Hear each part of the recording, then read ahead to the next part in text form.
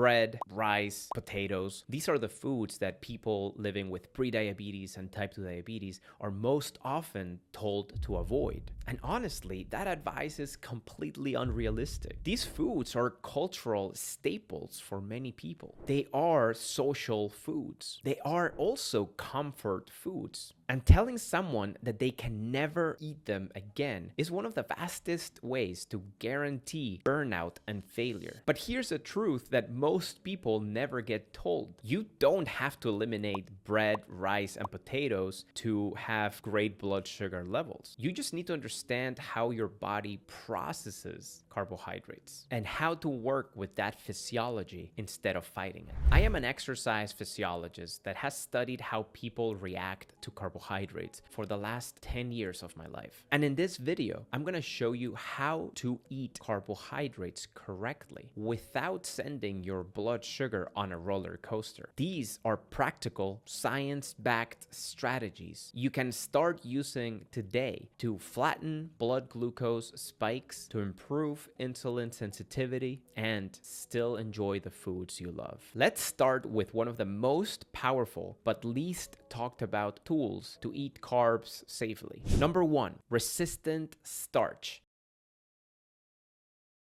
Most starchy food, bread, rice, potatoes, are broken down into glucose pretty quickly. That rapid digestion is what leads to sharp glucose spikes. But not all starch behaves the same way inside of your body. Some starch is resistant to digestion. It's called resistant starch, and your digestive enzymes are not very good at breaking it down. So instead of being rapidly absorbed by the small intestine, resistant starch passes right into the large intestine where it's fermented by gut bacteria. This fermentation produces something called short-chain fatty acids, which improve insulin sensitivity, reduce inflammation, and support gut and metabolic health. In other words, resistant starch behaves much more like fiber than sugar. So how do we maximize the amount of resistant starch in foods like bread, rice, and potatoes? We do it with a cooling trick. One of the simplest ways to do it is by cooking, cooling, and reheating starches. When foods like rice or potatoes are cooked, their starch gelatinizes. But when they are cooled, some of that starch recrystallizes into its resistant form, a process called retrogradation. And even when you reheat that food, much of that resistant starch remains. So practically, this is what you gotta do. Cook rice or potatoes, then cool them in the fridge overnight, ideally, and then reheat them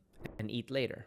This has been shown to lower post-meal glucose elevations and insulin responses compared to eating the same food freshly cooked. Now, is it a magic fix? No, but it's a meaningful improvement. And when stacked with other strategies, it adds up. You can also build meals with foods that are naturally high in resistant starch, such as beans and lentils, chickpeas and peas, intact whole grains like oats and barley, and slightly underripe bananas. These foods not only digest more slowly, but they also come packaged with fiber, micronutrients, and other compounds that improve insulin sensitivity. These are the exact foods that help you reverse insulin resistance and keep it reversed. If you need a simple meal plan to follow, we've got one for you. Comment guide below and I'll send it your way. It's 100% free. Number 2, food pairing. Never eat naked carbs. Carbohydrates are almost never eaten alone in real life. And that's a good thing because what you eat with carbohydrates can dramatically affect the glucose response. Number 1, protein matters. Adding protein to a carbohydrate-containing meal dramatically reduces post-meal blood sugar excursions. Protein slows down gastric emptying. It stimulates gut hormones that improve glucose control, and it reduces the total glucose area under the curve. In other words, how long your glucose stays high after a meal. This is the reason why rice and beans behaves very differently than rice alone. Number 2, fat also matters, but quality matters more. Fat slows down digestion, there's no question about that. And it can blunt early glucose spikes. But this is where nuance really matters. Unsaturated fats like olive oil, nuts, seeds, and avocado can support insulin sensitivity over time. But chronically high intakes of saturated fat, on the other hand, especially in insulin-resistant individuals, can worsen insulin resistance at the level of the liver and muscle. So yes, pairing carbohydrates with fat helps, but choose fats that improve insulin sensitivity and not the ones that work against it. If you don't know which fats to choose, don't worry, comment guide below and we'll send you a free meal plan. And lastly, add acid to your food. Acids like vinegar, lemon or lime juice, and even fermented foods, they all slow down starch digestion and can reduce post-meal blood sugar elevations. Apple cider vinegar in particular has been shown to improve muscle insulin sensitivity, reduce liver glucose output, and lower post-meal blood glucose responses. Even 1 to 2 tablespoons can make a measurable difference in most people. And tip number 3, food order. Same meal, different glucose response. Here's one of the most underrated strategies of all.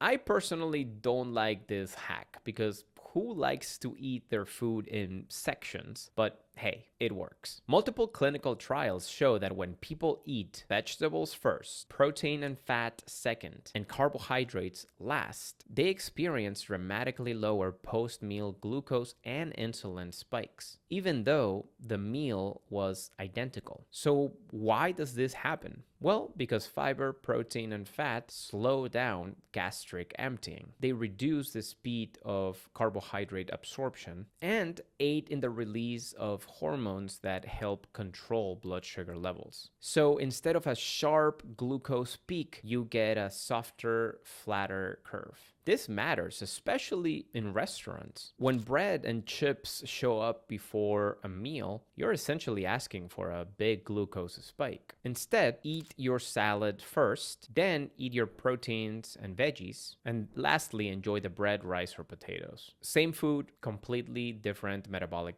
response. Now, like I said, I'm just here to give you the science-backed strategies that help you lower your blood sugar, and in this specific case, how to mitigate blood sugar spikes after eating bread, rice, and potatoes. Personally, I don't really like this hack because I don't like to eat my foods in sections. I rather eat a diet that makes me more insulin sensitive as a whole. And if you want to eat this same diet, go ahead and comment guide below and I'll send you free meal plans. Okay, tip number 4, move after you eat, especially your legs. One of the fastest ways to lower your blood sugar has nothing to do with food. It's movement. When muscles contract, they pull glucose out of the bloodstream at exponential rates, independent of insulin. This is called contraction-mediated glucose uptake. Walking after meals has shown again and again to lower post-meal blood sugar levels, to reduce glucose variability, and to improve overall glycemic control. That basically means 24/7 blood sugar averages. And it doesn't have to be intense. A 10 to 15 minute walk after your meal works great. Walking is simple, accessible, and well studied. And timing matters. The sooner after a meal, the better. Tip number 5, carb quality matters more than carb count. Not all carbs are created equal. Highly processed carbohydrates like white bread, pastries, crackers, and refined cereals are digested extremely fast. They behave like throwing sawdust on a fire. Quick burn, huge fire spike. Whole or minimally processed carbohydrates digest much more slowly. Intact grains, legumes, potatoes with skin,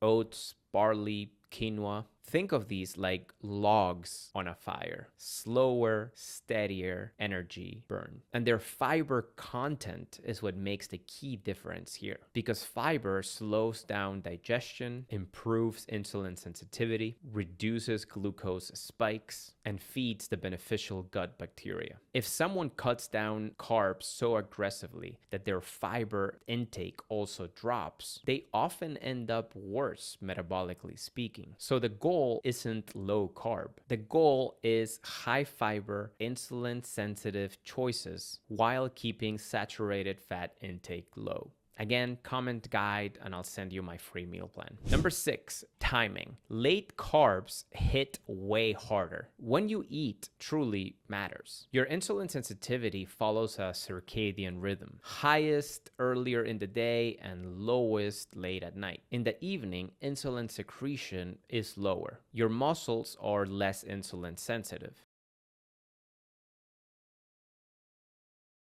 This means that the same meal eaten later at night produces a higher glucose response than if it was eaten earlier in the day, even if the meal isn't exactly carb heavy. And that is a reason why late dinners are consistently associated with higher fasting blood sugar and worse overnight glucose control. So here's a practical guideline for you. Finish your last meal 3 hours before bedtime if possible, ideally before 7 p.m. So in summary, no, you don't have to fear bread, rice, and potatoes forever, but you do have to be intentional. So to eat carbs without crazy blood sugar spikes, use resistant starch to your favor, pair carbs with protein, fat, and fiber, eat your carbohydrates last, walk after meals, choose high fiber, minimally processed carbs. This isn't about perfection, it's about physiology. And when you respect how your body actually works, you get better blood sugar levels without extreme restriction. And if you want an edge on improving your blood sugar levels even further, consider adding berberine to your daily routine. I'll go ahead and link the one that I use right below this video, Jade Supplements Pure Berberine. But if you want to learn everything about berberine before getting started, go ahead and watch this video right here. You don't need to fear food, you just need a better strategy. Hope this video really helped you out. If so, please give it a thumbs up, subscribe to our channel if you haven't done so already, and share this video with somebody who might need the help. I'll go ahead and see you in the next one. Take care. Goodbye.